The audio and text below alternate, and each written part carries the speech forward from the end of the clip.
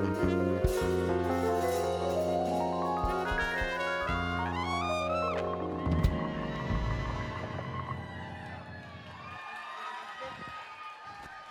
it up for these guys.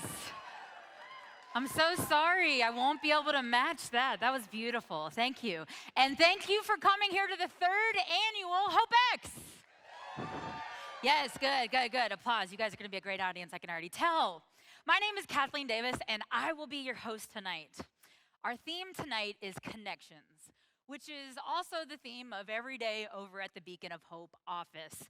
They are spending their days, day in and day out, on building connections. We all know that when you build connections, you can change lives. And those lives include my own. Connections, as evidenced by my own career, have definitely made it what it is today. Being a woman in television in the early 90s, my mom had to work super hard to get where she was. She actually made it to the top of the food chain in the producer world, and she made it all the way up to executive senior producer at 48 News in Huntsville, Alabama. Yeah. But when she made it all the way up to the top of the peak of her career, she didn't shut the gate behind her. She opened a door.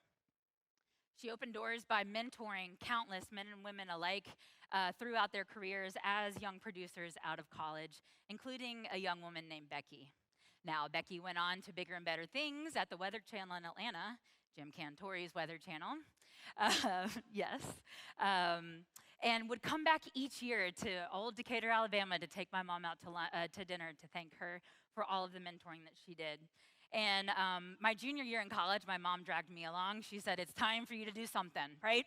So I go to this dinner, and Becky and I really hit it off, and she took the time to get my resume ready to put in front of someone at the Weather Channel, try and get an internship. She helped me with my cover letter, and she took the time to tell me exactly, what they might be looking for in the position and all those things. So I'm very grateful to Becky because I got that internship at the Weather Channel. And graduated college a semester early so that I could take a full-time job at the Weather Channel, where they paid me money, which was my favorite part, to be able to come back and do that. So as a result of that, I was able to start my career out at 21 years old at a place like the Weather Channel. So connections to me are very important because that is also how I began. So just like my mom, tonight our speakers are here to open the door for you as well. But first, let me tell you about my friends from Beacon of Hope, who connected all of us here tonight. You may know that Lynchburg Beacon of Hope has been working for the last 13 years. Give them a round of applause, 13 years. To inspire, empower, and equip the young people of Lynchburg to get into their next big step in life. The work of Beacon of Hope is centered around creating, fostering, and tending to hope. No doubt, these powerful stories that you will hear tonight will evolve into deeper conversations. Please take these important conversations home with you when you leave tonight. That is how we make change. Talk about the stories that you heard, the connections that you made, and anything that inspired you here tonight. And please dig into connecting our young people to their next big step in life. Okay, I promise I'm about to get and introduce you guys to the speakers tonight, but I see some rock stars out in the crowd that I would like to highlight. So, love your necklace, by the way, love that hat, everyone's looking great tonight, beautiful. But do we have any educators in the crowd tonight? I think I also saw some students in the crowd tonight. And I know sometimes administrators can be forgotten, but not on the Beacon of Hope stage. Do we have any administrators out in the crowd tonight? We also have some longtime Beacon of Hope supporters and sponsors tonight, so please give them a round of applause for making tonight possible. And then the rest of you are just hoping that the host will quickly move on to the next thing. I got my timer. I'm still doing good. So tonight, we'll hear TED-style talks from 3 adult speakers from all over the career spectrum with unique stories to tell. We will also hear from 4 Lynchburg City Schools young alums, each in different stages in their own dreams. with different aspirations, goals, and stories of connection. Along the way, we'll hear from some people you may know. We'll have a 15-minute intermission, and then we will hear from Laura Hamilton. Y'all know her? All right. What about, and we'll also hear from Leidra McQueen. Right. Yes. So all of those things are in store tonight, all to ensure you that connections are built into the very fabric of Beacon of Hope. So who's ready to hear from our first speaker? Tonight, our first speaker is Jameson Spinner. I've had a great time chatting with this guy backstage. Oh, wait, well, you can come out. We'll do this together. Okay, Yes. We'll do it together. Even better. It's okay. I was waving you, but I was just like pointing them to where you were. But that's okay. We can do this. Yeah. Should we? Not, okay. Yeah, we can. Yeah. Okay. So Jameson Spinner, I can't believe he's out here while I'm doing this. I can't. I'm going to get shy. Jameson Spinner is a proud hilltopper and member of the class of 2015 from EC Glass. After graduation, Jamie went on to attend the University of Lynchburg for 3 semesters. Yeah. With the support of our very own Beacon of Hope. After 3 semesters there, he completed his bachelor's degree in computer science at UVA. We've got some alum in the crowd, I know. After college, Jamie, he did a little thing called starting to work at Capital One and he is now a senior software engineer at his young age. Coming from a background in tech, the fact that he is where he is right now means I need to get off the stage. So I will. Jameson Spinner, everybody. Thank you so much. So good evening and happy HOPEx 2024, everyone. After that great intro, I don't think I need to say my name again, but I'll go ahead. I'm Jamie Spinner, and I'm thrilled to be here to speak to you about the power of connections that often goes unnoticed. Have you ever wondered about those invisible threads that weave through our lives, seemingly kind of connecting us all in unexpected ways? Like, think about it.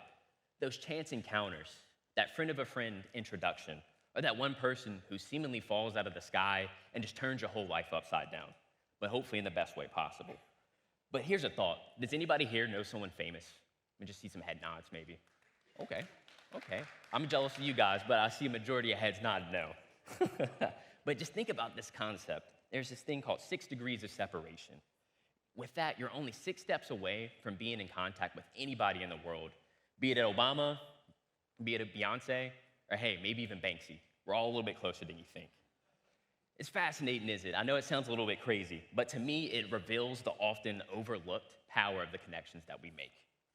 My own voyage through the landscape of connections started with someone that many of you may be familiar with, Miss V. To the world at the time, yes, absolutely. Yes, to the world at the time, Miss V was the Future Center Director over at EC Glass High School while I was a student there. But to me, she was a spark, igniting my understanding of building and leveraging support systems. I was introduced to Beacon of Hope through SAT prep, and at the time, I thought to myself that with good grades and good test scores, I had the golden ticket I needed to be able to get into the schools that I wanted.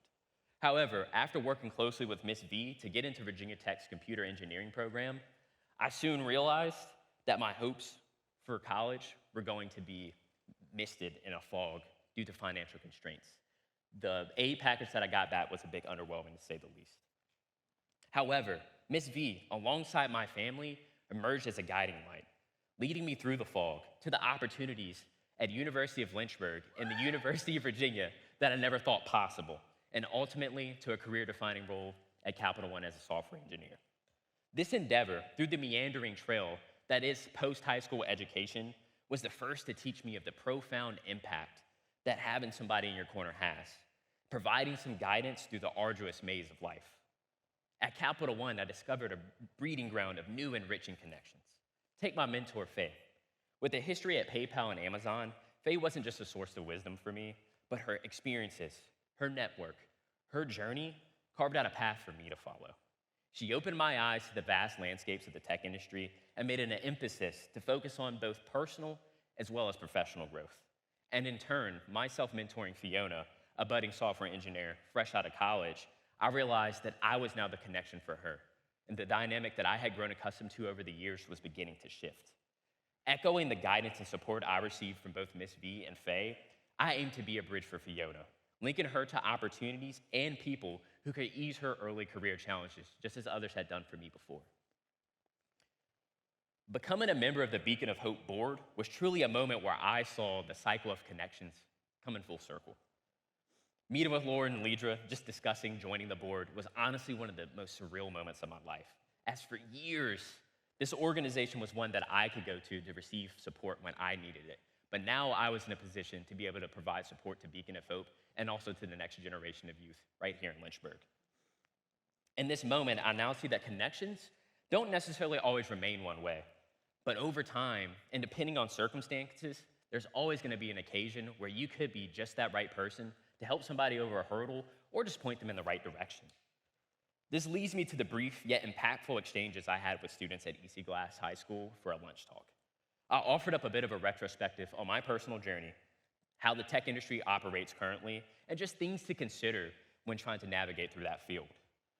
Specifically emphasizing that college isn't necessarily the only means to be able to get into the tech industry, and that there isn't one set in stone course that people must follow in order to reach their goals. So while these short conversations may have been fleeting, this still served as a gateway to those students into the tech world and to let them know that I was there to be a connection for them. So reflecting on my journey, I urge you to think about your own network of connections. Consider the bridges you can build for someone else. Sometimes it can be as simple as sending an email or just introducing some people. I began my journey with a narrow view of my support system and what I could achieve. However, having the opportunity for my family and I to work with Miss V, the Beacon of Hope, I now realize that what started off as SAT prep ended up reshaping my entire outlook on the power and potential of connections. So, with every person we meet, every interaction we have, we hold the possibility to alter the lives of our own and the others around us in profound ways. The connections we form aren't mere lines between dots, but rather lifelines, gateways to new possibilities, and the very essence of our human experience. So as we go forward, let's embrace the strength of our connections. With intention, let us weave together our own threads with care, cherishing how we're knit together and recognizing the potential in every encounter and conversation we have.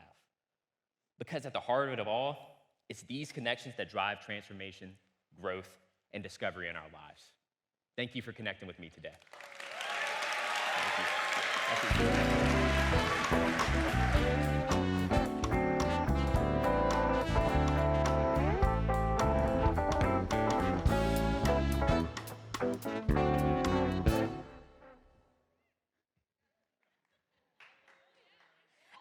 Okay. Wasn't he sweet? I told you. Incredible. Please give Jamie another round of applause. And EC Glass. And Beacon of Hope. Laura Hamilton. Lisa McQueen. I'm just kidding. Okay. Focus. Dr. Sam Congato will be our next speaker. Y'all heard of him? I think so. Dr. Gatto is the co-founder and chairman of the Jonah Inheritance. Born in Nigeria, Dr. Gatto came to the United States at 8 years old and always dreamed of being in the NFL, becoming a physician, and going back to Nigeria to practice medicine. What are the chances of all those things happening? Anyways, after completing his undergraduate studies at Liberty University, he realized his first dream and played in the NFL in 2005. I even heard one Beacon of Hope member tell me that he actually won a fantasy football thing because of you, Dr. Gatto. So I think he owes you some cash, but we'll figure that out later. So while in the NFL, he must have been super bored or looking for maybe a calmer, easier profession. And he went to medical school. Yeah, yep. So after retiring from the NFL, he gets accepted into medical school at the University of South Carolina. And then he accepted an ENT residency from there, and he is now here with us in Lynchburg. Dr. Gatto is now a physician at Blue Ridge Ear, Nose, and Throat Plastic Surgery, a premier ENT practice right here in Lynchburg, Virginia. Dr. Gatto is married to Rachel, and together they have 4 sons. So, wow, what a background. I can't wait to hear this story. I don't know about you guys, so please join me in welcoming Dr. Gatto to the stage.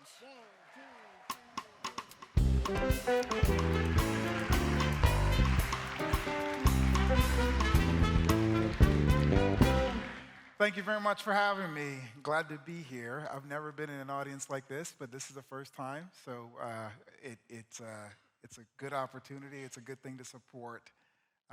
Well, happy early Easter, and I hope you enjoy your time here. I'm going to be quick and kind of get into this, but I'm here to talk about connections and how it relates to the medical office. I'm a doctor, and I have certain viewpoints on how that should be manifested, how that should look like. And I would like to share my story along the way as well. I've titled this talk, Well-Connected Systems Produce Outcomes That Are Relational, Resilient, and Regenerative, the role of the medical office. Some very interesting points, and I hope I'll be sharing some things that you know and some things that hopefully we can get you to think about. It's been said that every system is perfectly designed to get the result it gets. This was said by an engineer, and connections imply systems. In other words, you reap what you sow. Every system produces an outcome that perfectly reflects that system, and to have outcomes that are relational and resilient and regenerative, the system itself must be that.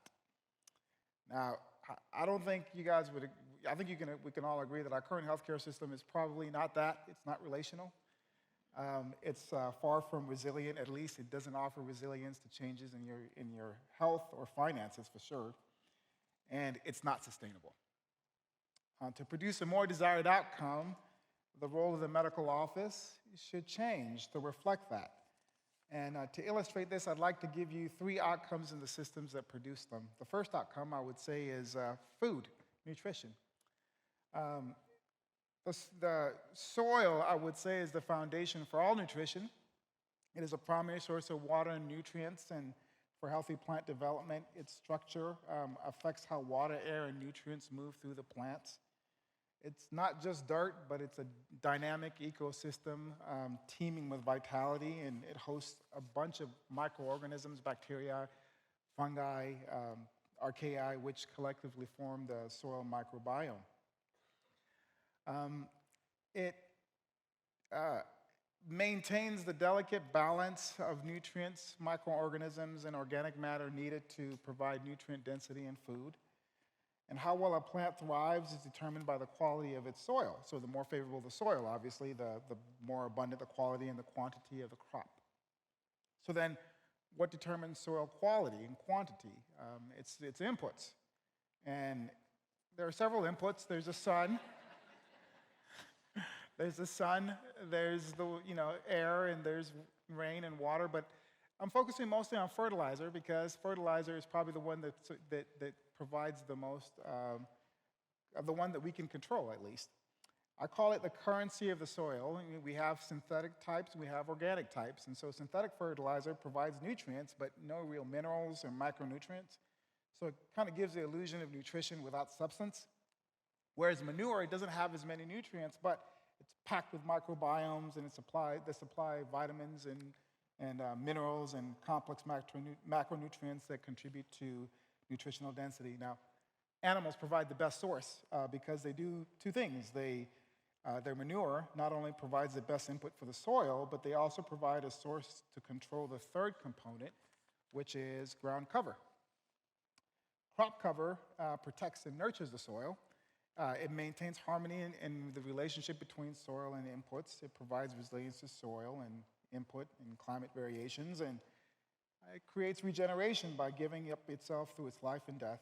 In its life, it provides food for animals that benefit the soil through nature, and in its death, it provides composting material for the soil.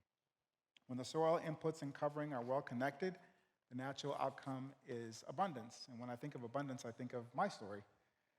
My story is a story filled with abundance that's come from a system that was filled with relationship, with resilience, and regeneration. My story begins with my father, but then my father's story begins with this man, Bill Jones. Bill Jones is the president of CIU, Columbia International University, went on a mission trip to Nigeria in 1987, and he met my father. He saw a man with potential in an environment that was not suited to maximize that potential. So he offered my dad a scholarship. My dad took that scholarship to get his master's and his doctorate, and he left his family, his wife and 3 kids at the time, and came to the United States. And while he was there, he went to a church, and that church realized that this wasn't right, that a man should be away from his family. So they donated $25,000 for this man to bring his family to the United States. We arrived, and that is how I was transported from the soil of Nigeria to the United States. Now, my input, thank you. So my fertilizer, more or less, was this man, Dr. Rick Milne. He's since passed. But Dr. Rick Milne, while I was in the United States, I went to public school, went to a school that was not really suited for my growth and development. I got beat up. I was a small kid. I'd like to see them now. But during that time, my parents knew that I could not thrive or develop in that situation, so they used what was left of the $25,000 and put me in a private school. Well, it wasn't long before that $25,000 well ran dry, and they had to consider moving me back to public school. Well, Dr. Rick Milne stepped in, and he provided the way for me to stay in Ben Lippen, where I soon discovered my love for football, which led me to a scholarship to Liberty, which led me to the NFL. Now, during that time, I did not know that it was Dr. Rick Milne that had done this, but he was pouring into me, and he is the sole person responsible for my love of medicine, because it's because of Dr. Rick Milne that I ever wanted to be a doctor in the first place. So his input to me was not just financial, but was personal and relational.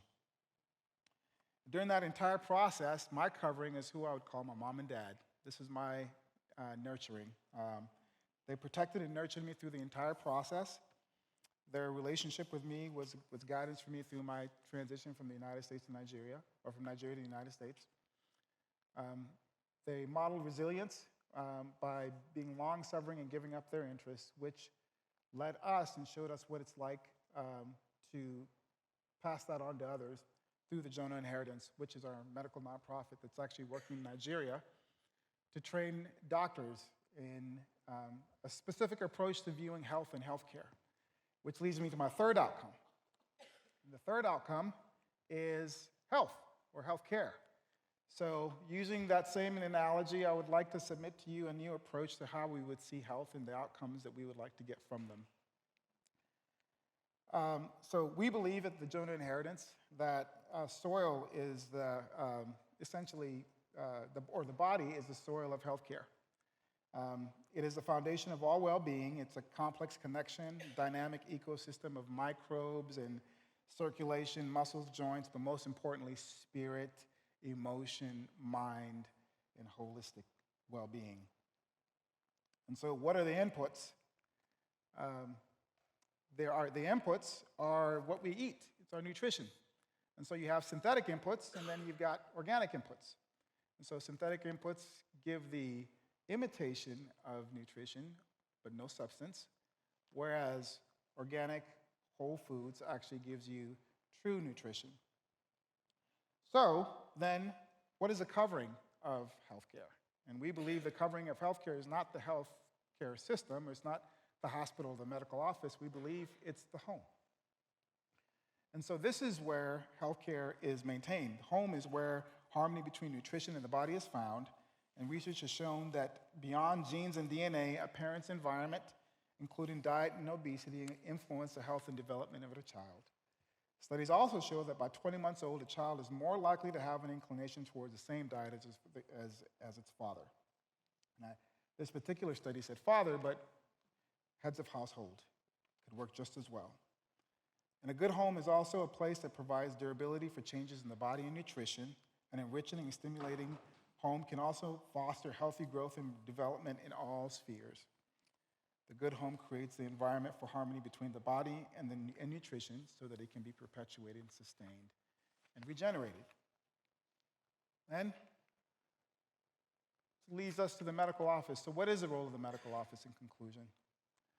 In the role of the medical office, currently it's impersonal, it's disconnected, it makes us vulnerable by making patients reliant on chronic health interventions and, quite frankly, unsustainable. We more often manage symptoms and rarely provide long-lasting solutions to disease. We give the illusion of health without much substance. We are essentially synthetic fertilizer. So the medical office needs to transition to a more organic role, a similar role livestock play in the system of soil and nutrition. We need to be the cows. So what do the cows do? Well, the medical office must be better connected to what brings health to the body. It needs to go beyond expertise in pharmaceuticals and procedural interventions, but have something meaningful to say to patients about their health from a nutritional standpoint. The medical office needs to be better connected to the grocery store, which is our main source of nutrition. The grocery store needs to be viewed as an extension of the doctor's office. It should be the first place we are directed to for wellness, and the medical office should champion this. And the medical office must also be connected to the home. It must partner with the heads of households to educate them on the best ways to maintain nutrition, emotional, physical, and spiritual harmony in the home. And this was best represented by the house call. Many years ago, this was a practice that was instituted by or initiated or done by most doctors, but now that's not really practical, and so it's gone by, but something I think was lost. The house call included the physician as a member of the family and reinforced the home as a primary center for maintaining health. It provided flexible scheduling, eliminated transportation challenges, it was communal, individual health and issues were a family concern, and it was a familiar and comfortable environment. Practically, we can't do that now, but I think a better ideal can be achieved. And so in conclusion, I'd just like for you to do a mental exercise. Imagine going to the doctor with a sinus infection for allergies, and as you walked in, the walls, the columns, and the ceiling were made of wood, which made it look like a log cabin. Didn't look like a lab that was converted to accommodate people. Imagine natural light was shining through the windows, spanning from the floor to the ceiling. And the shrubbery in the corner wasn't a plastic plant, but actually living and breathing. Imagine your doctor prescribing you local honey and spirulina, an algae shown to have positive effects in immunity against the allergies. And what if for your sinus infection, he suggested raw pineapples, cod liver oil, and a multivitamin in addition or your antibiotic? These remedies have been shown to be effective in treating these respective conditions. And then what if your doctor then took one step further and then sent those prescriptions for spirulina, pineapples, cod liver oil, and vitamin for your sinus and allergies to the grocery store next door in which he was collaborating to supply these treatments for you? And then what if that was taken one step further and that nutritional prescription more or less was sent to your mom's phone or your wife's phone, in my case, my wife's phone, that made her aware that this is what you needed to manage this condition, not just now, but moving forward. Imagine that type of connectivity and what that would do to our healthcare system. I submit to you that something like that would be more relational than the status quo. It would facilitate better resilience against sickness and disease and be far more sustainable. Thank you very much.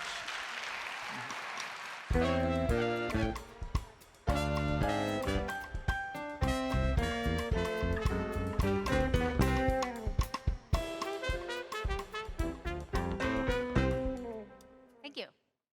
I would like for you guys to always do that before I enter anywhere. You guys cool with that? Thank you. Thank you. And thank you, Dr. Gatto. That was incredible. Get another round of applause for Dr. Gatto. And side note, very mature of you to not laugh at all when poop was on the screen. So you guys are all very mature. I appreciate that. I also heard that there are some football players in the audience. Laura, there was more than that, right? No, come on. Okay. Yeah, I just wanted to give you guys a little shout out. I didn't specifically mention you all earlier. That was brought up to me backstage. So yes, thank you. So I am so excited because next on stage is Leedra McQueen.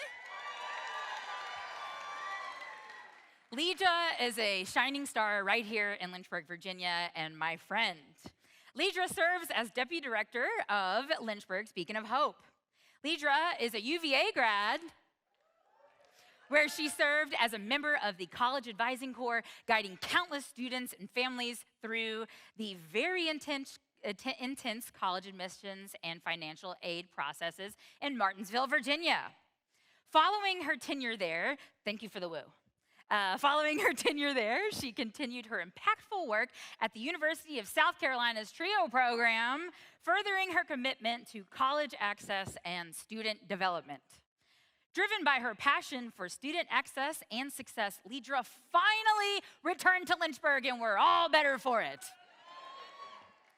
Drawn back by the opportunity to make a difference in her hometown. Luckily, that's Lynchburg, yes. Lidra's time at Beacon of Hope began at her alma mater, a little place called Heritage High School. I thought that you guys were here today. Before she assumed her role as the first ever Director of College and Career Success, woo woo, that sounds amazing, showcasing her unwavering dedication to Lynchburg's youth over the past decade. Incredible. Through Beacon of Hope, Lidra contributes to genuine community transformation and irreversible positive impact right here in Lynchburg City. Everyone, please join me in welcoming to the stage Lidra McQueen.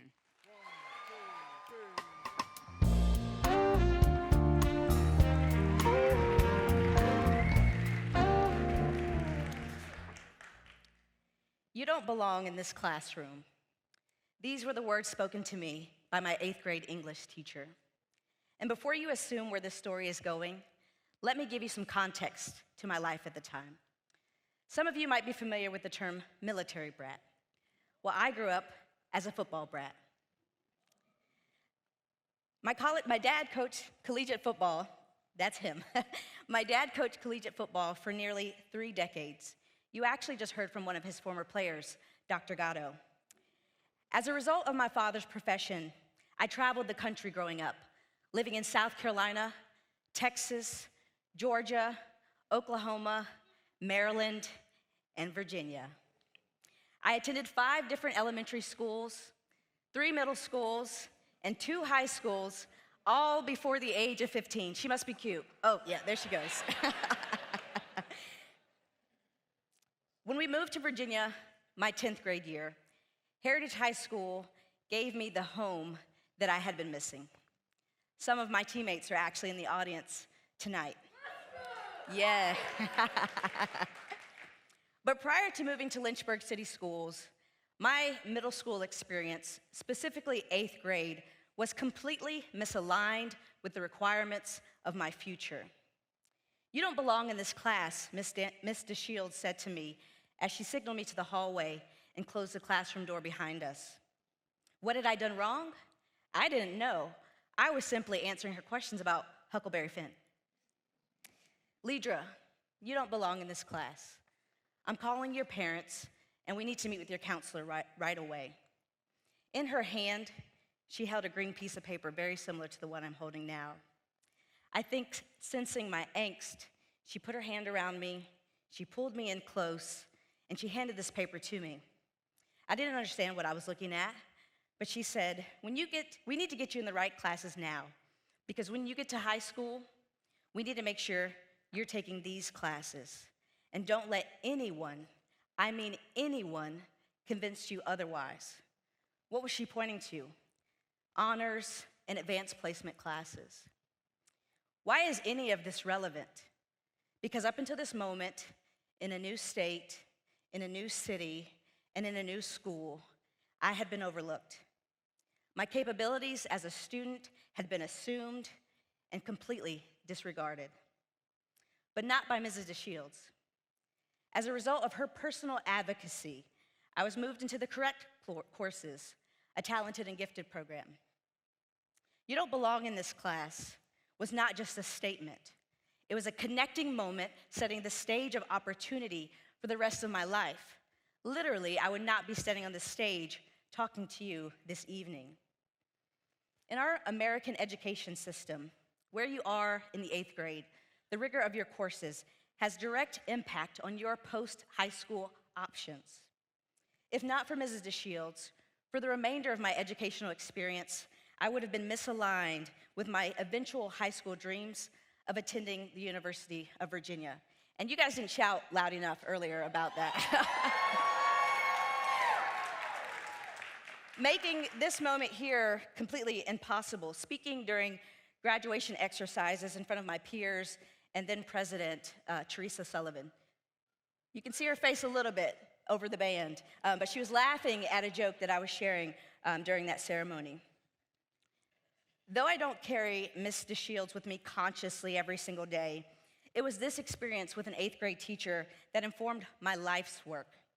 For the past 10 years, I've worked diligently with Beacon of Hope and Lynchburg City Schools to play my small part in ensuring that our students are not overlooked and that every opportunity that is available to them is presented to them. For the teachers and educators in the room tonight, I have a message for you, and it's a very simple message. You matter.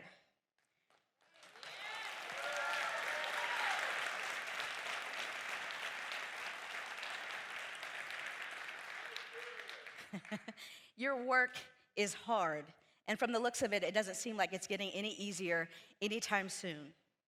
But your work matters because it moves mountains for a kid like me. So my encouragement to you is this: despite all that is happening around you, keep doing your good work because it matters. To my students in the room, my favorite people, you must persevere in the pursuit of your dreams. My prayer is that each of you has a hero just like Mrs. DeShields.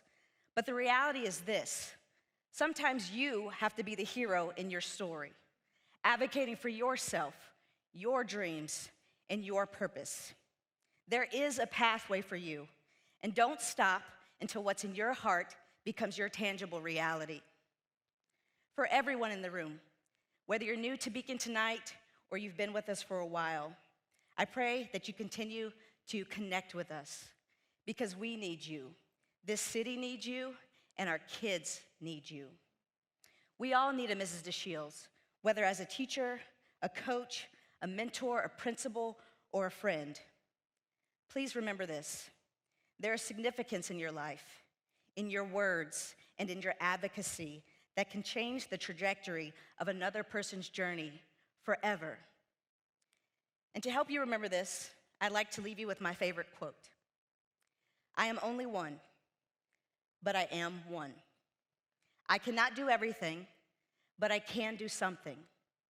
And I will not let what I cannot do interfere with what I can do. Thank you.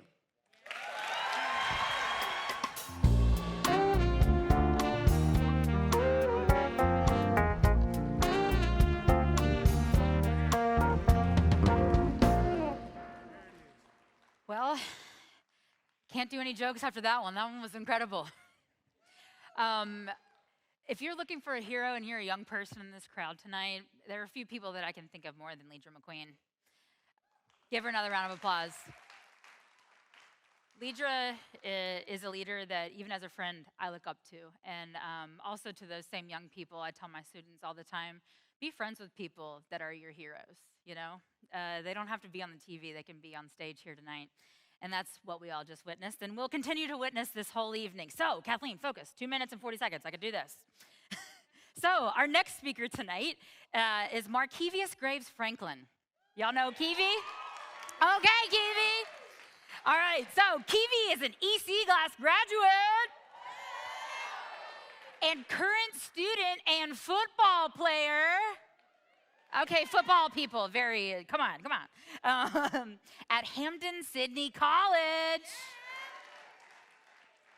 Off the field, he is deeply committed to his community, serving as a mentor to Beacon of Hope students. He also has a passion for writing, exploring his thoughts and experiences through the written word. So he's a football player, but he's a softie, and you guys are about to see that. I promise. He's a deep thinker and a team player. We are so proud of you, Kiwi. Give this young man a round of applause.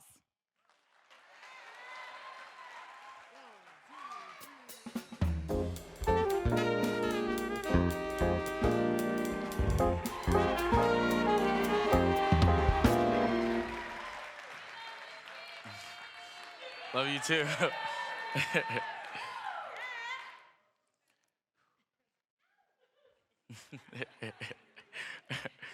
You guys are going to make this speech easy, okay? Have you made a connection with someone who you never thought would change your life? When I was an 8th grader at Dunbar Middle School, we went on a field trip to the prospective high school we would be attending in 9th grade. There were 2 options, E.C. Glass High School and Heritage High School. I'll be the first to tell you, growing up, I donned the orange and navy blue, the heritage of the color of pioneers. And I honestly thought, in all honesty thought, that my high school experience would be no different. I had pictured myself so many times holding up a state championship trophy at the end of the year as all of Lynchburg screamed our name. But fate had other ideas. I ended up on the EC Glass bus, and I dreaded it from the time that we left Dunbar to the time that we got to EC Glass. But my 8th grade history teacher and football coach at the time, Mr. Blundell, told me, "You don't know, you might love it. Take a leap of faith." As I took a leap of faith through the corridors of EC Glass, the home of the Hilltoppers, it became my home. I loved it. I absolutely loved it. During my sophomore year, being a student athlete, I'll tell you straight up, I cared about 2 things: Friday night lights and the weekend. But I had ideas. I wanted more. I wanted opportunities. But I did not know how to obtain those opportunities. I had to find a resource, and I had to lead on that resource. That resource being the Beacon of Hope Future Center. I'll be the first to tell you, when the Future Center director made her way around the halls to talk to us about our future in 9th grade, I paid 0 attention. Literally did not hear a word that she said about a future. I'm thinking I have 4 years, there's time. But as I began to spend more time in the Future Center, I realized if you want more, you have to experience more. You have to be challenged. You have to be a novice at something. I chose lacrosse to be my challenge. I began learning how to pass, catch, shoot. And at first, I was very terrible. But once I got those skills down, there was still one thing, probably the most important skill you need to get the ball from one side of the field to the other. I still hadn't learned how to cradle very much. One day on the turf field alone, as I usually practice, I heard a sweet and warm voice. "Move your hand up to keep your cradle tight." This voice was none other than Miss Laura Hamilton.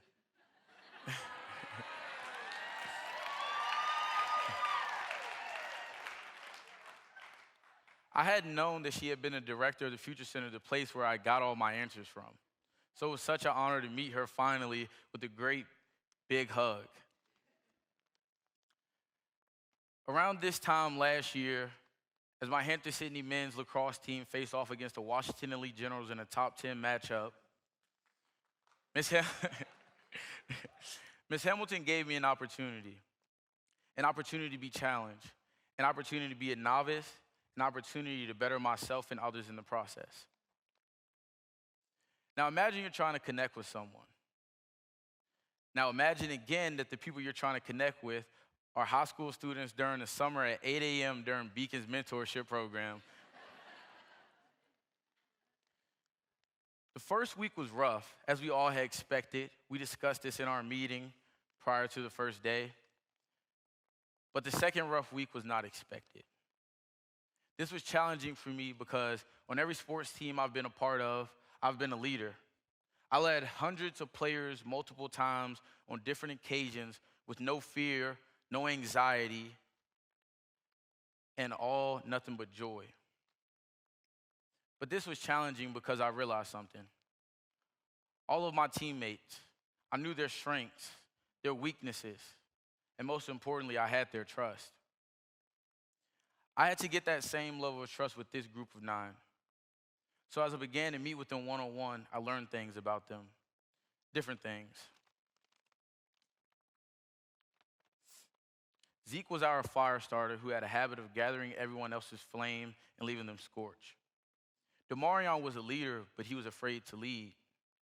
Dimitri was creative, but he always destroyed his ideas. Jamar was a sprinter, but he became content with walking. Adrian was shapeless like water, but conformed to the way of the group too much. Ja was colorful, but he always hid in black and white. Chris knew a lot, but Chris did not think that there was more to know in life. And Stacy was the sun, but Stacy was so afraid to shine. I taught Zeke how to harness his fire. I made Demarion go first. I gave Dimitri the space to create. I did not give Ja the opportunity to hide any longer as he did before. I made Adrian form his own shape. I pushed Kendrick forward again and again. I ran with Jamar. I realized I had to learn with Chris. And Stacy, our only female in the group, I put her on the pedestal where she could shine the brightest. I would love to take credit for all of their attributes and achievements, but I realized it taught me a lot more about connection than I could ever teach them. Without my connection to the Future Center, I would not be here speaking tonight. Without the connections of my past and present coaches, I would not be a Hampton Sydney Tiger. Connection is not just about what someone can do for you. It's about spreading the foundation of what makes that connection special. Spreading love, joy, and compassion. Before I walk off the stage, I want to leave you all with two thoughts. First, from an ancient Chinese proverb shared by one of my professors. If there's an opportunity, someone in your path, someone you ought to speak to, and you fail to speak, you have wasted a person. Second, find a high purpose and connect to it with all your heart. Thank you.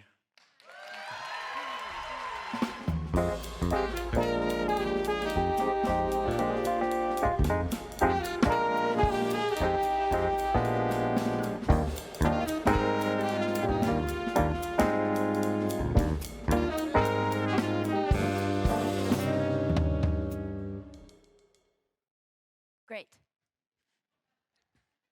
And wasn't Kiwi great? Another round of applause. Wow. And what a phenomenal writer. It was beautiful to hear you speak, but also I can't wait to read more of your writing. So next up, I am excited to introduce you to someone you probably already know, Mr. Billy Hansen. Yeah.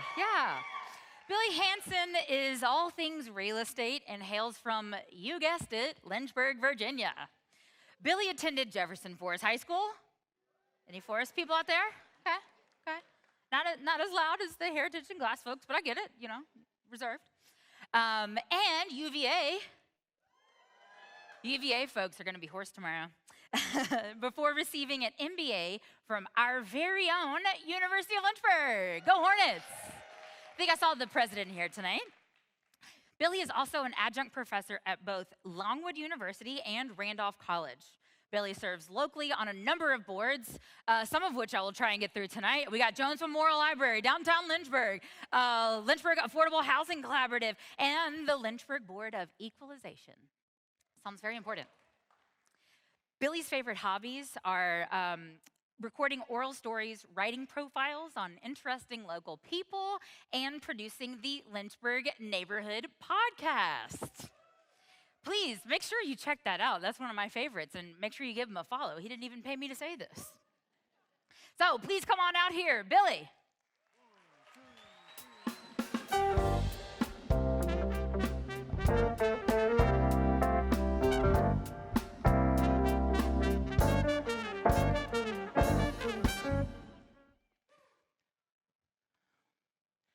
Tonight, I want to tell you about two Lynchburg boys who were born 50 years apart. And I want to tell you the story of how they became friends. And not just friends, but dear friends. And as you get older in life, you realize how special that is, how rare that is to make a new dear friend later in life.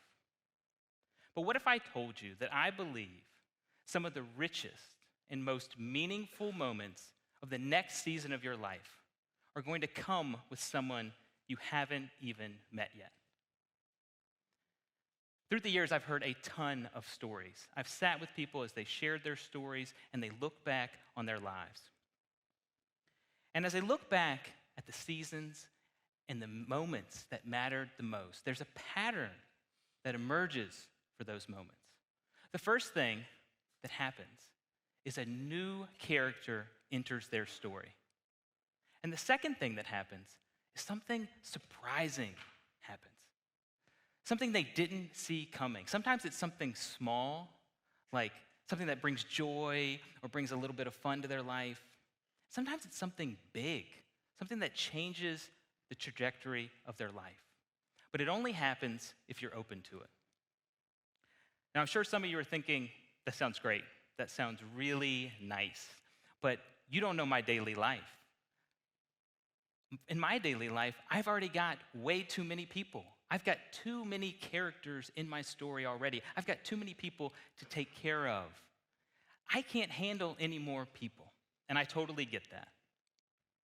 Now, there's another group that are like, I've let people in before. I've let people into my life, and I got burned, or I got hurt, or I experienced loss. And I really get that one. And I get why, after that happens, you came up with a new rule. And that new rule is no new friends, right? Some of you have that rule. And your rule is, I keep my circle tight, I keep it close, and I keep it closed. And that's been working for you. And I get that too. Now, the last group of people, you've seen a lot of seasons. You've lived a lot of seasons of life. And you are so ready to believe what I just said for your kids, your grandkids, and your great-grandkids. You want them to have that sense of expectation when they go to kindergarten, when they start sports, when they go to high school, when they go off to college, and when they start their first job. You know it will serve them well. But in your own life, you stop believing that for you. You think that season is past. What I want you to do is just go along with me for a couple of minutes. So let me tell you about that first boy. That first boy is J.P. Vaughn. Yeah.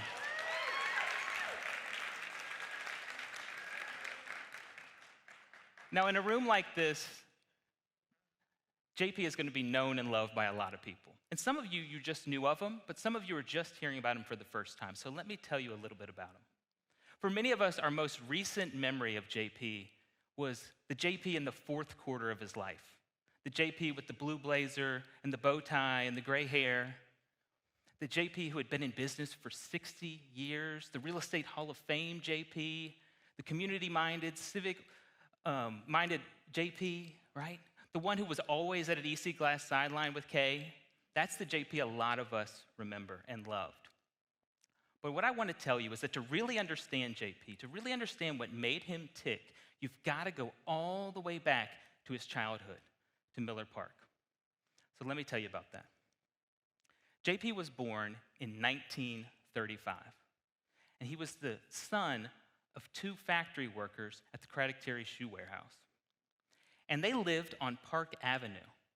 So his parents could walk to work, and JP could walk to Miller Park. And JP always called Miller Park his utopia. It's where he went to meet his friends and play games and play sandlot football. And for him, it was the most special time in his life. Now, everything changed when a guy came along named Happy Lee. Happy Lee was the Lynchburg's Park and Rec director. And he saw that group of ragtag boys trying to play football, and he decided to make them into a team, a real football team. And he called them the Lynchburg Mighty Mites. And he poured into them like no one had ever done before. He mentored them. He taught them how to play as a team. He taught them how to be coached and how to pick each other up. And they all looked to Happy Lee like a father. They looked at him like a father figure, and they all adored him. Now, the thing that happened that was unexpected, that was a surprise, was the team got really good after being poured into that much. They got really good, like 2 undefeated seasons in a row good. They were so good that they got invited to play in the national championship game for Pop Warner football. And it was held in Philadelphia, and it was called the Santa Claus Bowl. And the boys were so excited to go, but the thing was they didn't have money. This was a blue-collar team full of kids of not much means. So the factory workers at Craddock Terry started passing the hat, and people chipped in a few bucks here and there. And then businessmen and local businesses started to raise money. And finally, the whole town got behind them and raised enough money to send them to Philly. And the boys did not let them down. They went up to Philly and they won the national championship.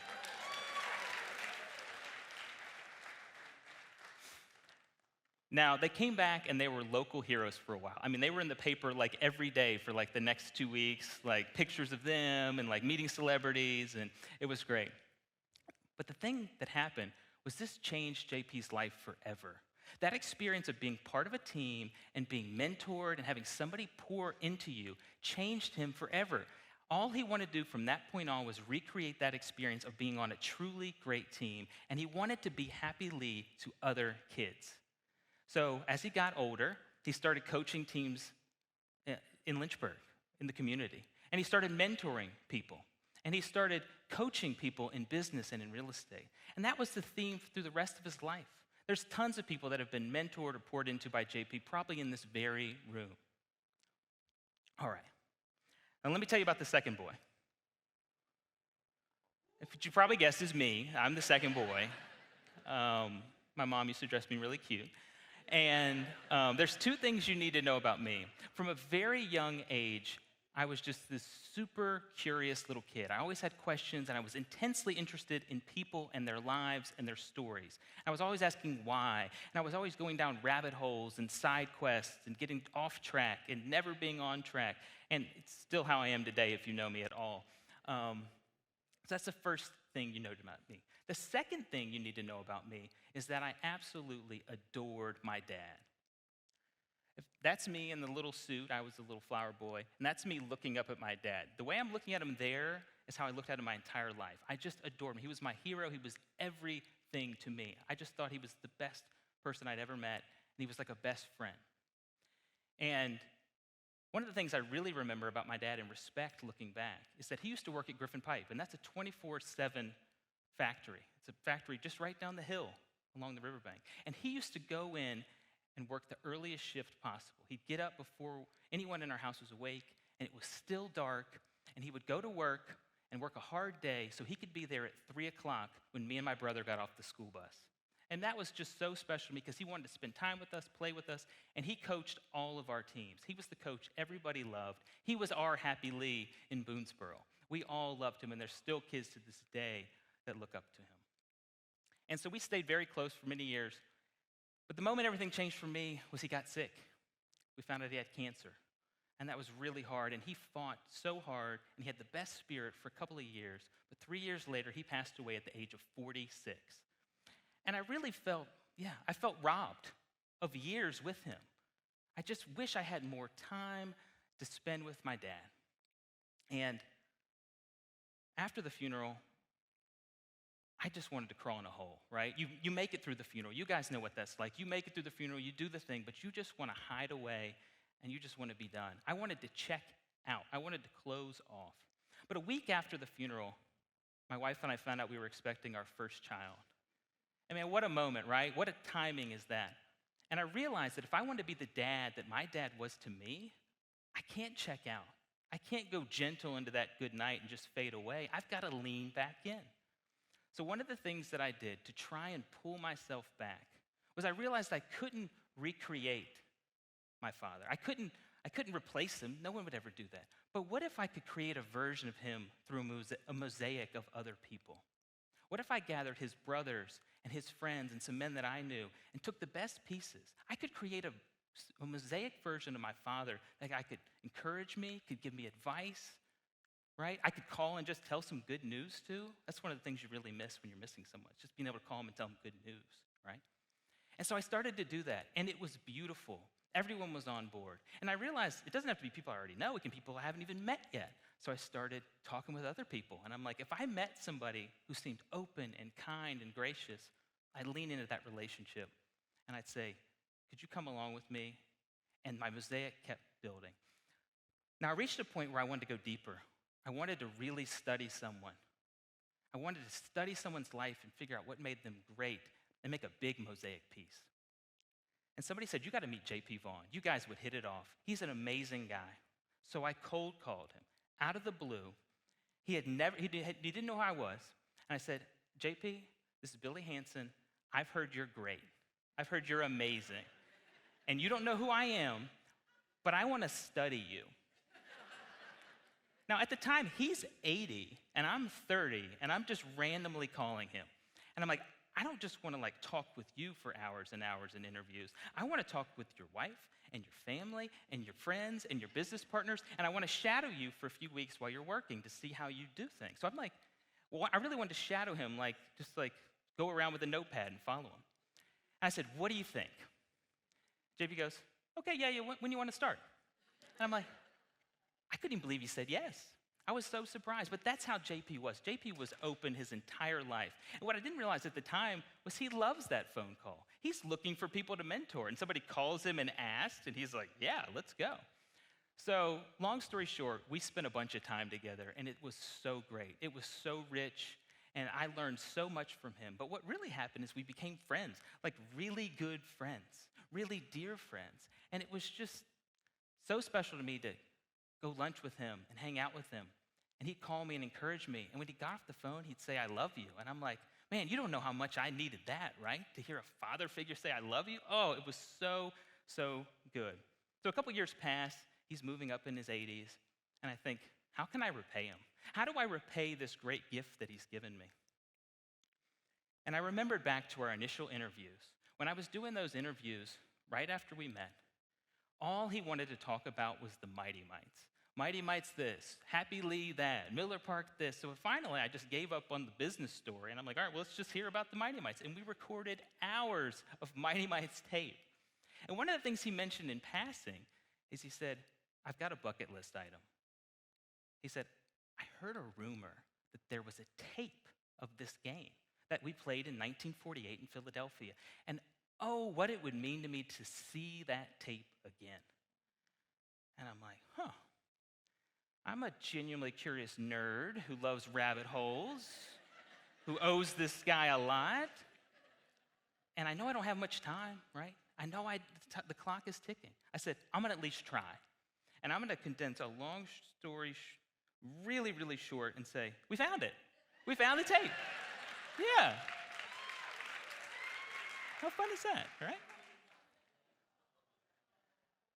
Now look at it. It's in color from 48. The Rose Bowl isn't in color from the 48. And it's got different angles, and it's got narration. It's wild. And I found it in Omaha, Nebraska. It wasn't here, it was Omaha. And the reason it was in Omaha is because the team they had played was from Omaha. And the video got made because a father there was a wealthy dairy farmer, and he loved his son and football so much, he hired a Hollywood film crew to come and tape the game. And when I was talking with the Omaha guy, he's like, yeah, it was great. And then the Lynchburg Mighty Mites beat the heck out of us. He's like, no one wanted to watch the tape anymore.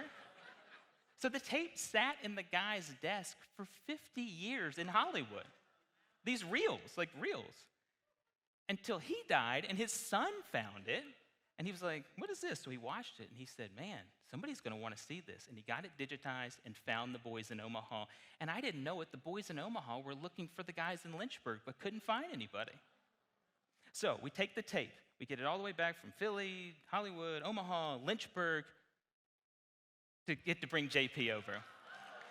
And man, me and Kay did a little surprise, and JP was stunned. He couldn't believe it. How did you do this? And we were a mess. We're crying, all the things, right? And it was beautiful. First thing JP says is, we've got to do a reunion. We've got to get a reunion together. And so we got all the living Mighty Mites, which was only half at that point, right? They're in their 80s. And it was so beautiful. It was the most special night I think I've ever been a part of. It might be the best thing I ever do. And I was pinching myself at this event, watching them stand together with the community they loved around them. And I thought, this is like a movie. Everything's going right. Everything is perfect. Everything keeps falling perfectly. Man, what cool thing is going to happen next? But there's a catch. And there's always a catch, right? You guys are waiting for the catch. The catch is that when you open yourself up to meeting a new character and something fun happens, is the cost is you risk getting hurt or feeling pain or feeling loss. And just a couple of months later, JP passed away at the age of 84. And man, it hurt so much. And it hurt a lot of you in here. Some of you are still grieving that loss, right? It was a big loss, just because we miss our friend, right? And it hurt saying goodbye again, and it hurt losing a big piece of my mosaic. But I will tell you, we only got 4 years together, from his 80 to 84. But we packed a ton into those 4 years, and I would tell you that it was worth it. The cost was worth it. Now, if you're really, really lucky, in life, after the pain, you get one last surprise. And we did, 4 years later. A month ago, I got a call from a mother and daughter team. And they said, hey, we want to let you know, we listened to your podcast and the episode about J.P. Vaughn and the Mighty Mites. And we loved it. We thought it was great. And we have a local theater company called Masterworks, and we loved it so much that we hired a playwright last fall to turn it into a play. And oh, by the way, we're producing it, and it's going to be held in downtown Lynchburg in May of this year. And I'm like, what? What? And they said, we're having auditions in mid-March. You and your family should come by just to see us. So my daughter and I went by this week. We got a new ending to the story. We went by this week, and it was beautiful to see kids auditioning to be Mighty Mites. Like, how fun is that? So surreal, such serendipity. And then I got an email yesterday, and it said, hey, just want to let you know, we cast your daughter as a Mighty Mite. And we cast you as JP's dad. Like, come on. I'm not making any of this up. It's all true. And it was so crazy, and I'm like, what is life, right? What is happening right now? And I would tell you, the way that this happens is that JP stays open to the final bit, right? He played to the whistle. Even at 80, he stayed open. If he stays closed, if he hangs up on me when I call, none of this happens, right? So my challenge to you is I don't want you to become JP overnight. You don't have to let everybody in. I just want you to let one person in and be willing to be surprised by what happens. And my hope for you is that you have half as much fun as these two boys had. Thank you, guys.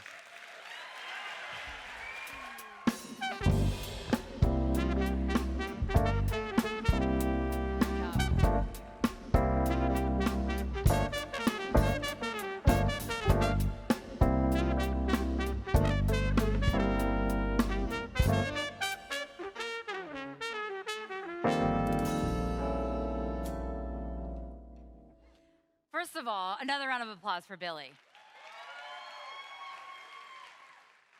I too delve into history telling, curious history on Instagram, and hearing the way that Billy tells stories is very enjoyable, and I loved the story that he had to tell tonight. So, wow, what a great way to send us into the intermission part of our program tonight. So, we have reached the intermission portion of our program. Feel free to head to the restroom, grab a snack, but remember, we start back at 8:15 sharp, and you guys know that educators are running this event, so I mean 8:15 sharp. Before you go, please, if you have been inspired by the stories that you've heard tonight, please find a Beacon of Hope staff member and a yellow apron and this amazing dip jar, which allows you to quickly just dip your credit card in and move on. No filling out first name, last name, address, and all the credit card numbers that you can barely see. Mine are rubbed off. No, simply dip your credit card here, and you too can give to Hope here in Lynchburg. So please, give hope, but give cash. Thank you.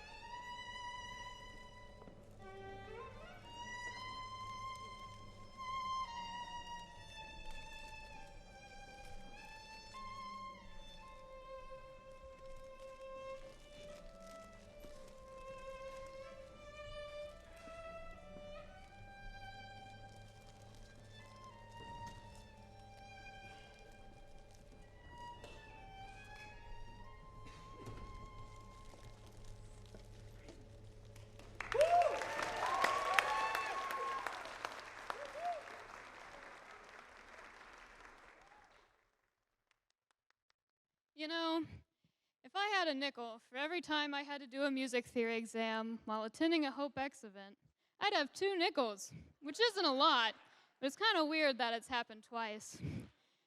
As a student of both music and history, I often find myself reflecting on the smallest details of our human existence. From the tiniest 16th notes to the intimate details of a soldier's life, my days are spent getting to know the pieces I'm studying incredibly well. Because of this, I have this funny sensation of having one foot in the past and the other in the future. As a musician, we have the privilege of acting as a sort of time traveler. And when I think of my life, I measure the passage of time and the pieces studied. Each season of my life has a new soundtrack, typically comprised of the pieces I'm studying in school, each piece representing an era of me. You know, teachers I've studied under, friendships, chaotic and good times, all providing a thread for me to pull and look back through my life on. No matter how long or short of time I studied a piece for, a piece of me and my heart are always attached to it. All of these little threads weave themselves together into a mosaic-like tapestry, each thread representing a life so beautifully lived and filled with the love and dedication those around me have poured into me. I would not be here if not for my music programs, if not for my teachers like Ginger Paris, right there, Gina DiCarlo, Jacqueline Wilkins, my loved ones, and every single person who's attended one of my concerts. Music is a thread that binds us all together, whether we realize it or not. We all have pieces of music that have served as an outlet for our emotions, and with this I ask, what piece of music has impacted your life? Furthermore, all the musical pieces I have studied create a tie with history. This is a special connection, both in my musical and historical studies.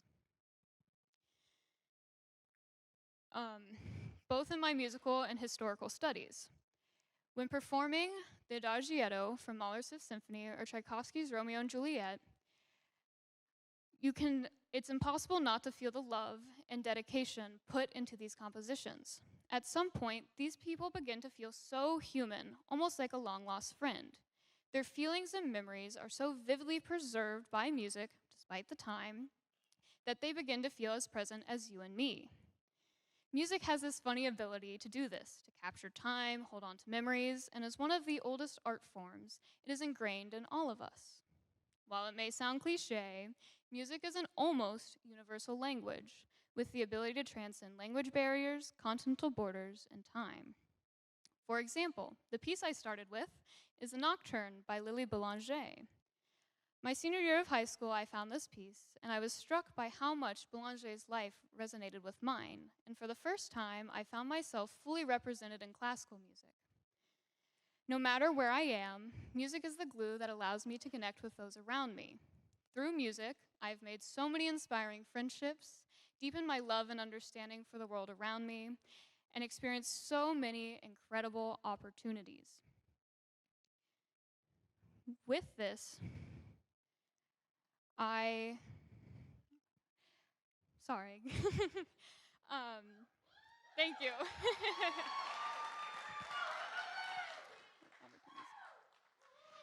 This is why I'm pursuing a music education. To continue giving the support that my educators gave to me, and to continue giving this gift and this joy, just like the music educators here in Lynchburg, Virginia gave me. I do not know a life without music, as I've been playing the violin since I was 4 years old. Every time I perform, I have the gift of touching lives and creating a special bond with my audiences. Thank you. My audiences are what drives me.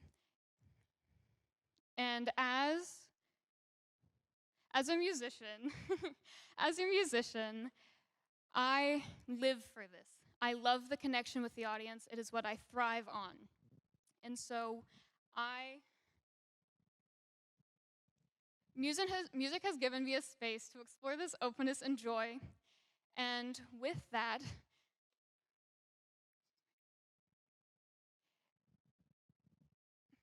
It is always incredible to have this connection with the audience.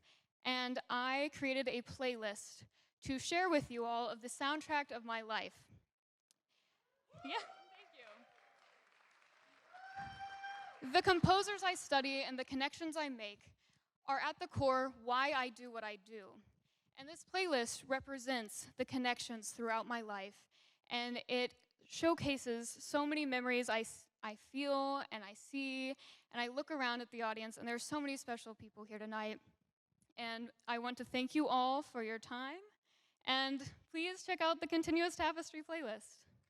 Thank you. 1, 2, 3, 4.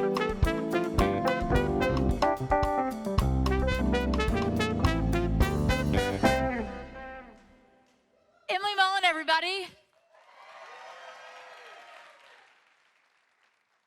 What an incredible artist from where we're from. Emily Mullen is a second-year instrumental music education major at Shenandoah University. Okay. She believes that music has the power to enrich lives and bring people together, and is passionate about helping others tap into their power through education. Outside of music, she has passions for volunteering, painting, reading, and speaking at Beacon of Hope events. Thank you again, Emily. That was incredible. Next up, someone who you may or may not recognize, a little woman we like to call Laura Hamilton. Oh my gosh, have you guys seen her jacket tonight? What an incredible human being. Very introverted, so y'all be nice to her, okay? Don't scare her away. It's okay. You're going to do fine. You're going to do fine. Laura Lacey Hamilton is an accomplished leader with a distinguished career and all-around total silly goose. She deals in everything from public policy to nonprofit management and community development. Holding a master in public policy and a BA in public policy, it is clear to me that this woman knows policy. Under her leadership, Lynchburg Beacon of Hope has flourished into a leading grassroots nonprofit. Notably launching, and y'all, this is a big deal, notably launching the first Universal Promise Scholarship Program in Virginia. Laura did that, and Lynchburg did that. Y'all, that's a big deal. Yeah. In addition to her professional achievements, Laura is deeply committed to civic engagement, and if you know her, that's totally true, exploring the world with her very active family, and after knowing her for 2 years, I am shocked to find out a pilot. What? Did y'all know this girl can fly a plane? I guess you could say Laura's really taking education in Lynchburg to new heights. Okay. Thank you for the laugh. All right. Well, enough from me. Let's hear from Laura Hamilton, director of Lynchburg Beacon of Hope.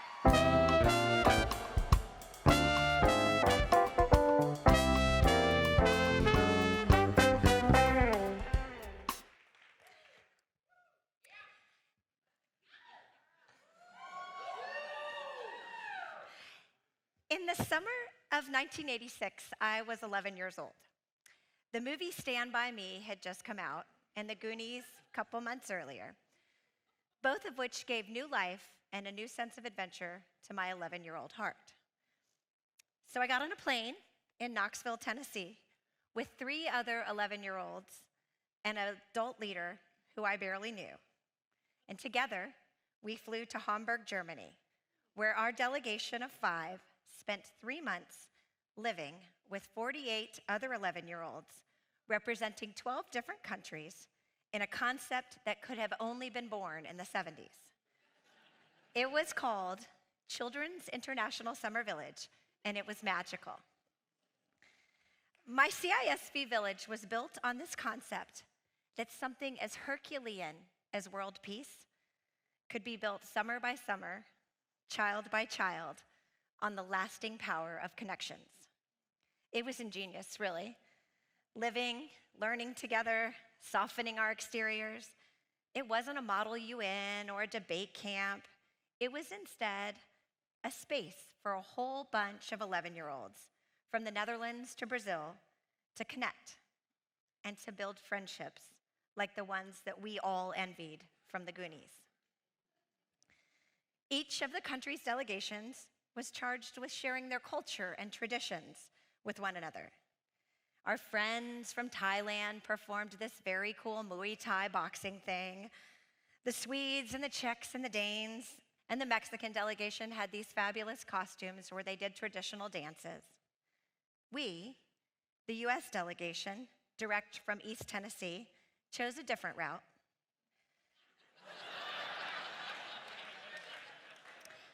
America, for us, was a strange mixture of Appalachian clogging and elementary school square dancing, set to none other than Dolly Parton's Rocky Top. And if that were not enough, we threw in a little skit on America's favorite pastime, baseball. The bonds of connection were forged through humility for us. Time, of course, has marched on, and thanks to Facebook, we reconnected some of us Peace Camp kids here 40 years later. Perhaps then we thought that CISV was going to be the catalyst for this big next generation of world leaders, but I don't think that was really the point. I think it was right there in front of us every day, in the words of an African proverb that were stenciled on the wall of our camp mess hall. One cannot applaud with just one hand. These words have resonated with me over and over again since I was an 11-year-old, the power of connecting. And here we are, some 40 years later, continuing to sow those seeds of connection. I am so grateful for the connectivity it took to breathe life into Lynchburg Beacon of Hope.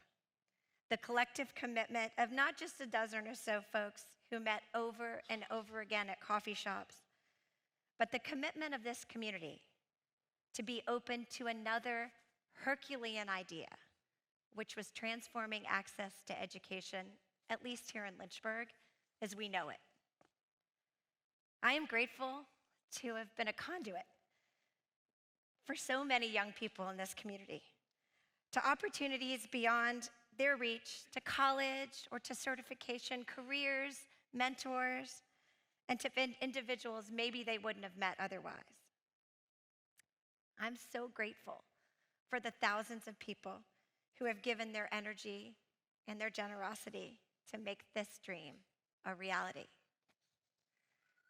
People who connected with this enormous idea, just like Rashid said, we made this dream a reality. And I am grateful for the chance to connect tonight, this third time for HOPEx, this connection that we've been able to make through a little humility, a little square dancing, a lot of persistence, and 1,000 hugs. Right, Kiwi? Thank you for continuing to foster those connections with us, and more importantly, with our young people. And tonight, together, let us remember that proverb, which ignited a spirit in a little 11-year-old some 40 years ago. Let the applause be heard, for it has taken far more than just one hand.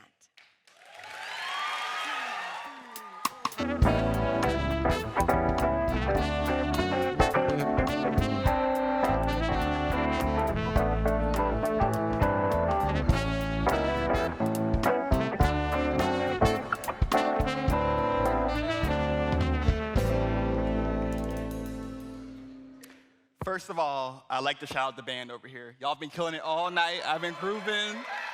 Thank y'all. All right. Much like many of you here, I'm sure, I've always loved movies. To me, there's nothing quite like sitting down in a dark theater with a big bag of popcorn to watch a classic action flick with my dad. Regardless of genre, a good film leaves me with the kind of thrill that makes me wish I could watch it for the first time over and over again. Sometimes it's a feel-good musical, like Singing in the Rain. At other times, and much to my grandmother's chagrin, it's a horror movie that many would consider too uncomfortable to watch, such as The Shining. Aside from the movies themselves, I've long had a deep interest in the Hollywood business, It's been my dream to stand among both high-profile stars and the equally vital, yet often behind-the-scenes industry professionals at events like the Cannes Film Festival and the Academy Awards. To me, the film industry functions somewhat like a dream factory. Similar to when you wake up and find messages and meaning in your dreams, movies provide insight into our lives and the world around us. It is a field in which people work tirelessly to build fantastical experiences and turn them into a reality for audiences. This duality of using life to create dreams and dreams creating life work for film professionals have led me to ask a driving question: how does one turn a dream into reality? Last year, as I sat on the waterfront of the French Riviera while attending the Cannes Film Festival, right, I realized that several of the things I used to dream about have now become parts of my day-to-day life. As I thought about how I got to that riverbank in France, it became clear to me that on top of hard work, one key element bridged that gap for me: the power of my community and the connections I have established. The first connection that helped facilitate my journey came in the form of the Beacon of Hope. Applying to college as a first-generation student was a terrifying venture into the unknown, but Leader McQueen and the various mentors from the Future Center shared guidance and support that made college seem much more accessible. College tours organized by the Beacon of Hope broadened my horizons, with a trip to UVA, go Who's, serving as a pivotal moment in both my professional and personal development. Looking back now, I don't think I would have ever attended UVA if it wasn't for the Beacon of Hope getting me out there that day. Thanks to their guidance, college evolved from a distant concept that I just saw in movies to a tangible opportunity. In college, I initially studied biology in hopes of one day becoming a doctor. While I quickly realized that was not for me and pivoted to studying public policy, I had yet to feel completely satisfied with my studies. It just felt like something was missing. I knew I had this passion for film, but at the time, I didn't see it as a path to success, so I did not want to waste this once-in-a-lifetime opportunity I had at UVA. Luckily, UVA spontaneously opened up applications for their version of a film major called Media Studies in my junior year of college, when most of my credits were already completed. After being encouraged by my grandparents, who taught me to soak up as much education as I could during my time at UVA, I decided to go for it. Looking back, that was one of the best decisions I ever made. Joining the Media Studies program opened up a whole new world of possibilities. Thanks to a second connection I established with a faculty advisor in that program, I later became aware of an internship opportunity. I nearly jumped out of my seat when I saw in the email that the internship revolved around film. When I looked a bit closer and noticed the company that was offering the internship, I started to see one of my dreams begin to take shape into reality. I decided to shoot my shot, and thanks in large part to the connections around me, I ended up working for one of the most accomplished and storied film studios in history, Warner Brothers. It still feels fake to me. As I approached graduation, another UVA faculty member I had connected with made me aware of a full-time job opportunity, this one also revolving around the film industry. This faculty member even put me in contact with a third connection, a UVA alum who worked at the company and told me all about the work they did. I knew instantly that this would be a role I could pour my passion into. This person went from being a resource to now being my manager, another connection who has helped me find my way in the industry. To close, I want to tell you about a unique sort of vacation I went on last May. A friend told me that the Cannes Film Festival offered a program where cinephiles, film lovers, could apply for a pass to attend the legendary event that's long served as a gathering of the greatest minds and faces of not just Hollywood, but global cinema at large. Empowered by my community of family, friends, and mentors, I devoted a great deal of time and effort to this application and was blessed with the opportunity to attend. Looking back now, after traveling out of the country for the very first time, also my first flight, to attend the festival and watch movies in the beautiful south of France, it still feels unreal. As I reflect on this dream that has been brought to fruition, I have to stop and think about how any of it happened. I now realize it was a combination of having a deeply personal passion, pouring time and effort into that passion, and having a village of people around me to remind me of what I was capable of and push me to go that extra mile. This reminds me of a quote from one of my lifelong favorite films, The Wizard of Oz. Somewhere over the rainbow, skies are blue, and the dreams that you dare to dream really do come true. I hope that my story reminds you of the endless possibilities we all have and of the exponential power of connections. Thank you.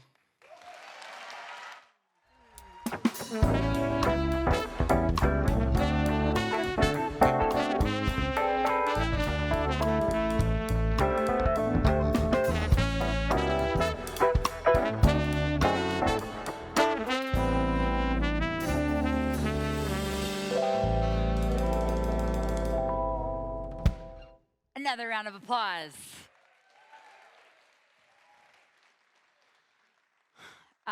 I was supposed to only talk about one thing that I loved about Rashid's speech, but that was very cool. The entire time, I was in awe. So, incredible story. Thank you so much.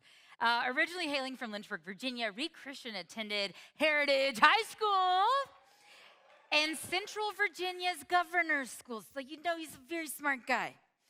Rashid is a... Go what? Yeah, yes. Rashid is an alumnus of the Institute for Responsible Citizenship. Thank you, which sounds very responsible of him. And graduated with honors from UVA. During his time at UVA, Rashid engaged in research at the Deliberative Media Lab, which sounds very intense. As you heard, he also worked for Warner Brothers, VaynerMedia, and the National Consumers League, which sounds very important. Rashid now lives in the DC metro area, where he frequents live music events, attends late-night horror movie screenings, and enjoys brunch with friends. Is that a dating app bio? Who knows? Join me for giving Rashid another round of applause. Yes. And I hate to break the news to you, but we only have one more speaker for you tonight. But the great news is sit up straight in your seats, please, and be at attention because General Stephen Wilson is about to be on the stage. Yes, cry for him. Come on. Yeah, come on. I know we're tired. Okay, let's get through this. General Stephen Wilson was Vice Chief of Staff of the U.S. Air Force in Arlington, Virginia. As Vice Chief, he presided over the Air Staff and served as a member of the Joint Chief Staffs of the Requirements Oversight Council, which really rolls off the tongue quite nicely, and Deputy Advisory Working Group. He assisted as the Chief of Staff with organizing, training, and equipping 685,000 active duty, guard, and reserve civilian forces. Yeah. For the United States and overseas, General Wilson is a command pilot with more than 4,500 flying hours and 680 combat hours. Yes, very impressive. But the second pilot on stage tonight, so I'm just saying. Please join me in welcoming General Stephen Wilson. 1, 2, 3.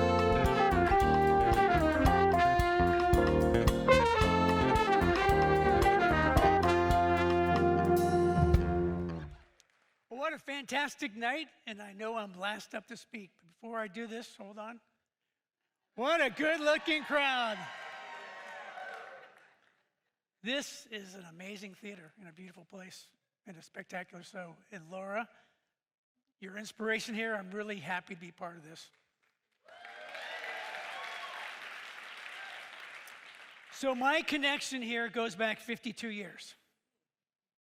52 years to a very close high school buddy sitting here in the second row, Chris Normile. Yeah. Chris has a lovely daughter who went to my alma mater. So when Macy reached out to me and said, hey, would you consider coming to this? I jumped like, yes, I'd love to be part of this. Yeah. So I grew up as an Army brat. I moved around a lot. Candidly, the last thing I wanted to do was be in the military. I went to Texas A&M, and the reason I joined the Corps Cadets, in all honesty, is I needed a dorm room. There was no place to stay. That and my cousin said, hey, it's kind of like a fraternity, and the girls, they dig Corps guys. I met my wife at Texas A&M. And she said, so how long are you going to do this military thing, you know? And I said, well, a couple years, or when it stops being fun. What a ride. 40 years later, I got out of the Air Force. What I love about the Air Force is people. There are some amazing, amazing people in the Air Force. The other thing I love about the Air Force is a sense of community. So tonight, what I'd like to do is describe 3 people that I met on my journey that truly inspired me and I hope will inspire you. Oh yeah, I have my own clicker. Let me see if I can do this. So these are the 3 people we're going to meet tonight. Alex, Eve, and Fee. And you can see from the pictures, it's a nice, smiling, wonderful story. But we all know that's not true, right? The glimpse beneath this is something different. Each of them suffered some pretty severe trauma, but I will tell you, each emerged in a better place, stronger, more connected, and transformed. First up tonight is Alex. Alex's story is about war and family separation. In 1972, Alex's very heavily pregnant mother left Vietnam right before the North took over. She was born in Bangkok, Thailand. At the age of 4, her mother and father split, and she went with her father to Jiangxing, China. On the map, that's between Hanoi and Hong Kong on the coast. And she lived with her dad until the age of 12, when her dad said, you know what? You should probably go live with your mother, who lived in Northern Virginia. And so Alex moved at 13 to Northern Virginia. Now, I want you to just picture that as a young girl, young teenager, southern China, in a fishing village going to Northern Virginia in the mid-'80s. So Alex graduated from high school and enlisted in the U.S. Air Force and found her first duty station at Holloman Air Force Base in New Mexico, where her life would be profoundly changed. Alex met a guy there named General Lloyd Newton. In the Air Force, we all have call signs. His call sign is Fig, Fig Newton. Fig saw something extraordinary in Alex and sponsored her to become a U.S. citizen. It changed her life. She went on to earn a college scholarship, commission as an officer, go to pilot training. As you can see from the picture up there, become a KC-135 tanker pilot stationed in Japan.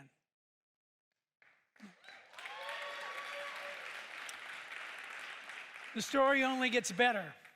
I meet Alex in Mississippi at a flying training base. She's an instructor pilot, and candidly is one of the standouts at the wing that everybody knows. She has this gift, what I call her superpower. Her superpower is empathy, the ability to connect when somebody's struggling and going through change. And in a pilot training base, that's exactly what's going on.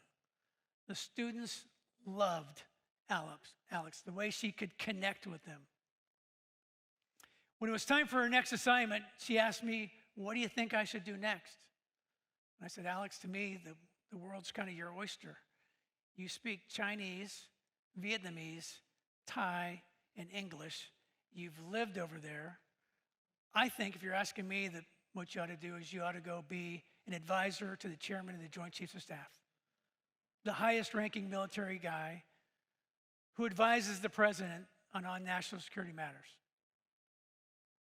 The rest of the story is the chairman hires Alex.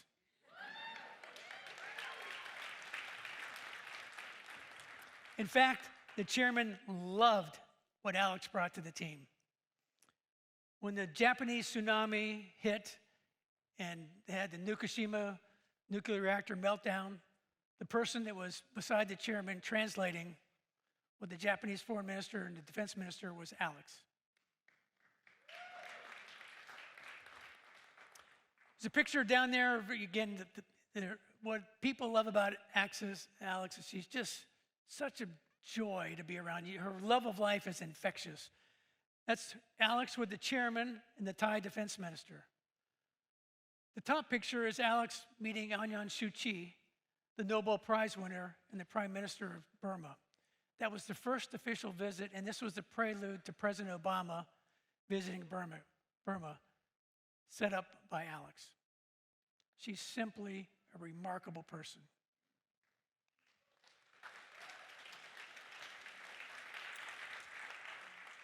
I want to tell another story, and this story is about Eve. Eve's story starts with an echo of the Cold War. Eve's father was in the Soviet military. Eve was born in East Germany. After the Berlin Wall fell, Eve's family moved back to Ekaterinburg, Russia. It's a big city, 1.6 million people. When Eve was 4 years old, her father left, and she was raised by her mother, a teacher, and her grandmother, an engineer. Eve's family came from education and valued education. But make no mistakes, life was hard in Russia in the 1990s. Everything was rationed, and the family lived on coupons or ration cards. But something happened in the late 1990s, this thing called internet and connections. And she talks about the dial-up connection, and her mother met a Penn State University professor online. Romance blossomed, and they got married. And Eve was transported from a big city in Russia to rural Pennsylvania at the age of 13. So I want you to picture that again. Right? She didn't speak very good English. She had a heavy accent. She stood out. She was different. And all Eve wanted to do was belong. When she graduated from high school, she went to Penn State on a music scholarship. There she joined ROTC, and that's where her first connection happened. She saw people around her that felt like she belonged to something. Eve's superpower that she learned, at first she thought, well, my Russian was a problem, and then it became her real superpower. But her superpower is her ability to connect people and cultures. She's phenomenal at it. In the Air Force, Eve is deployed several times to the Middle East. You can see her in the top picture in talking with a delegation there in Kyrgyzstan. But the ability to connect people through this diplomacy, to bridge cooperation is a gift, and Eve has this really unique gift. She was the advisor to the senior American in the Middle East. She was on the hotline in the Syrian conflict between Russia and the US, and she was the translator. And I want you to picture the weight of the words that are going across that line between two nations with very different points of view of the world in a hot conflict. And she's responsible for the words going this way and going this way. Again, it's a true gift that Eve has. But it's not only in dialogue. If you look in the lower picture, there's Eve in the corner on the humanitarian relief missions in Syria, where she was boots on the ground delivering critical supplies to Syrians. She saved countless lives. Eve is one of those real American superheroes that walks amongst us.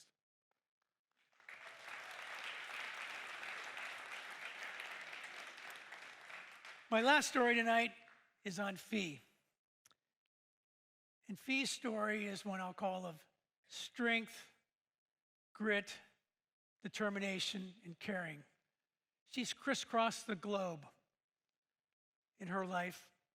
She was born in the United Kingdom. She has an American father. She has a Korean mother.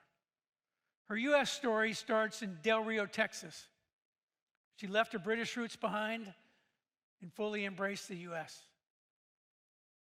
But through a broken family situation, she made a courageous decision and moved out of her house and into her car alone.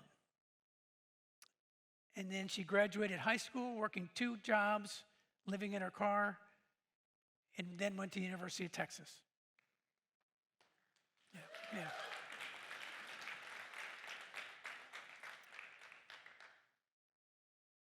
Again, Fee is truly remarkable. Anybody who has ever met Fee, she's a force of power of nature.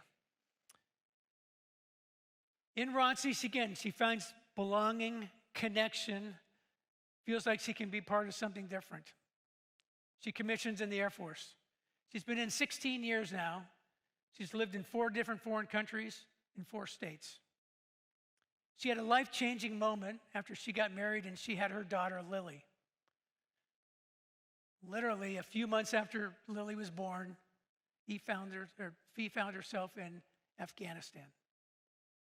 She deployed 3 times, each for 6 months, twice to Afghanistan and once to Djibouti, Africa, in the first 4 years of Lily's life.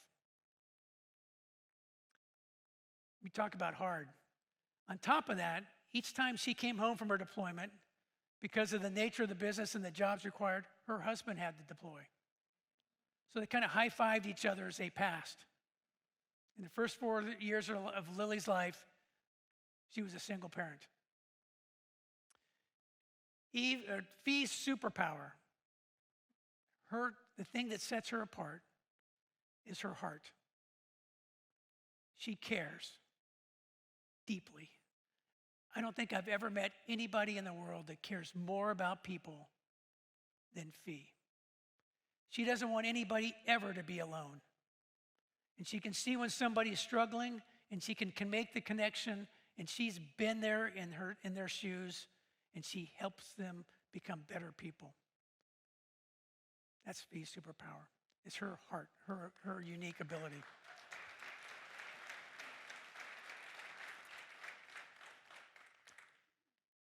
What I've shown tonight is, candidly, I'll call it life. Life is sometimes struggle and pain. Sometimes it's joy and happiness. It's purpose. Tonight, as we think about these truly amazing people, I want you to think about the service that they've done to our nation. Besides being airmen, they're also citizens. They're also moms. They're in our communities and our churches and our schools. I bet if I were to raise a hand tonight, that there's several people in this audience that know military members. Maybe some don't. What I'd ask is to get to know them, that they live amongst your community, and they have some amazing stories that probably haven't been told, stories just like this. Our career choices are often shaped by those around us. And many times people think the military is cut from the same cloth. I'm going to tell you what the military superpower is. The military superpower is our diversity. Right? We come from every state, every county, every walk of life, and we're united by a shared sense of purpose and commitment to serve and defend our nation. And I got to tell you,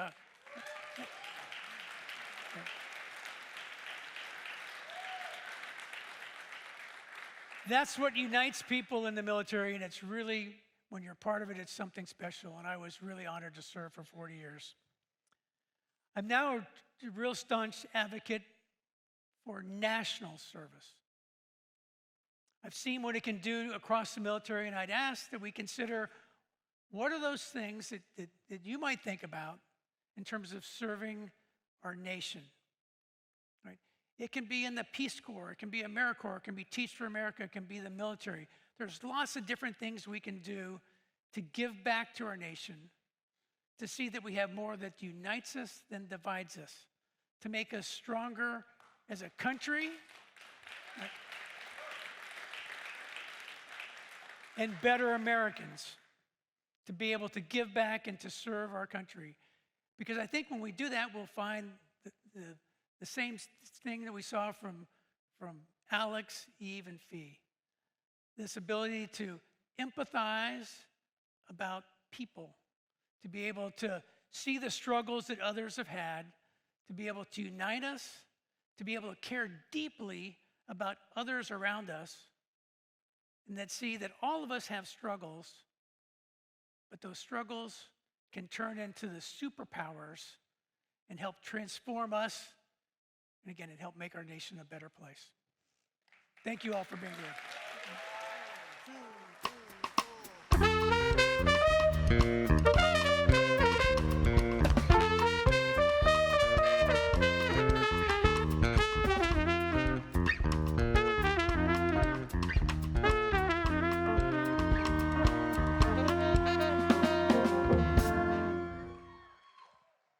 Thank you, General Wilson, for joining us tonight and sharing such incredible stories.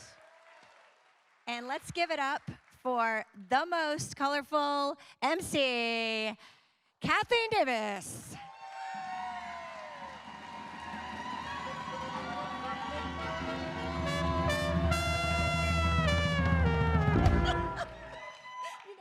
All right, so this is the part of the show. We've made it to the end. I cannot thank you enough for connecting with us tonight, for taking a couple hours out of your evening and making this such a special night. That is not lost on us, and we do not take that for granted.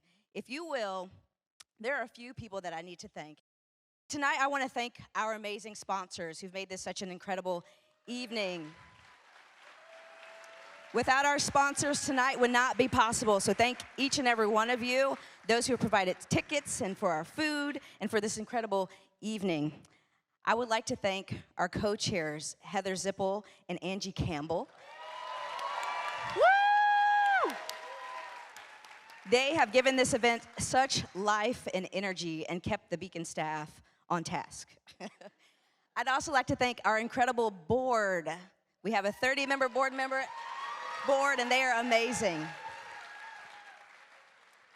I also want to thank the Academy production team, Flat 5 Jazz. You guys have been amazing. And lastly, for my thank yous, I want to thank our incredible Beacon of Hope team.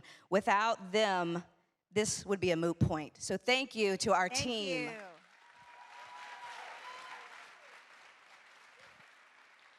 So tonight, of course, was about celebrating connections, and I think we did that pretty well.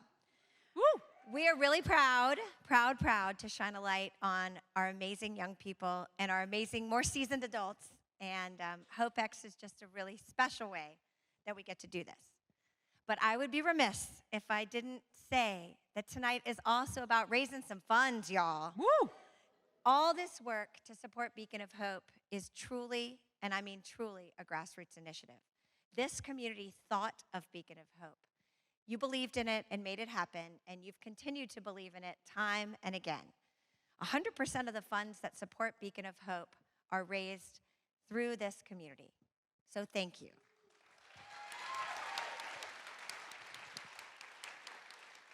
Thank you for those who have given your time and your energy, and thank you to those in advance who are about to give tonight. Thank you. All right, well then that is my cue. As I mentioned at the beginning of this program, as we walk out of this theater tonight, we are all charged with opening the doors for the young people around us. It's really not that hard. As we heard tonight, it doesn't take a lot to change someone's life and make it better. And if all of us collectively decide to wake up tomorrow and do something different, then we will change Lynchburg and we could change the world. I'm just saying, you guys. I mean, how many speakers did we hear tonight who have gone off into Warner Brothers and the General and all these other places because of connections? So all of that is what you need to take with you tonight. So please give hope, but also give to Beacon of Hope. Thank you very much and have a great night.